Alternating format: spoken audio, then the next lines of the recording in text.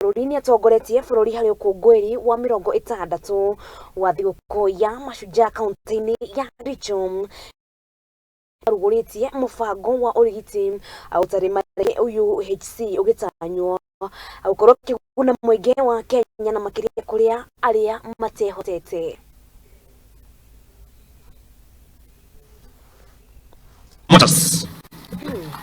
This will be done on a margin basis. 50% contributed by the national government and 50% contributed by the county governments. The national government has already allocated Kenya shillings 3 billion annually for payment of these stipends, and it is my belief that counties will match up this fund so that we can enable these great heroes of our time to help us on the delivery of community health at the household level. It is worth noting that as of today, over 1 million households in 10 counties have been visited already by community health promoters, overt services, and their data captured in the Afya Nyumbani dashboard.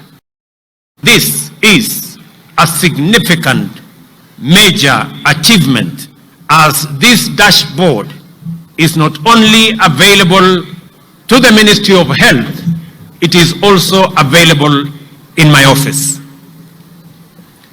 We also agreed to provide the 100,000 community health promoters with kits which contain basic equipment for household health screening, medicines and supplies used for service provision at the household level.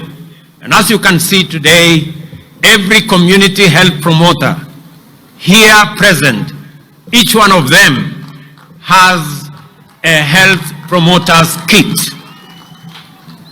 And that is the case with 100,000 community promoters everywhere in the Republic of Kenya. Quality community health data is essential for the planning, resource allocation, and monitoring of progress towards universal health coverage. The government is committed to delivering on the digital health agenda, starting from the community level. The electronic community health information system, which is live and being used by the promoters across the country, is a simple and user-friendly mobile health device being used, and its application will be used to collect real-time, accurate household data. It will also initiate planning for health service delivery and provide linkage to health facilities. Along the CHP kit,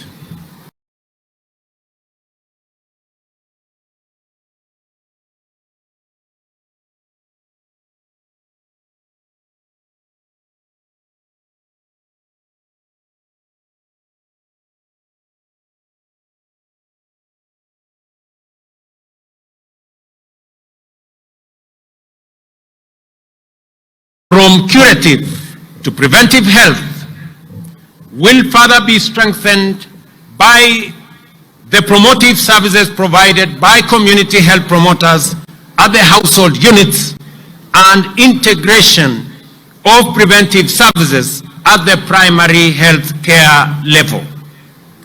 These services will include screening for hypertension, diabetes, and high conditions, offer the necessary health education on water and sanitation, nutrition, and provide community rehabilitation services, among others.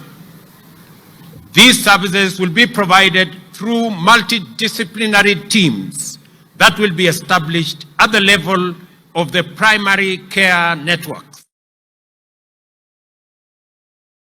Tugetigana na icio borithi Kiambu ni mahithukitie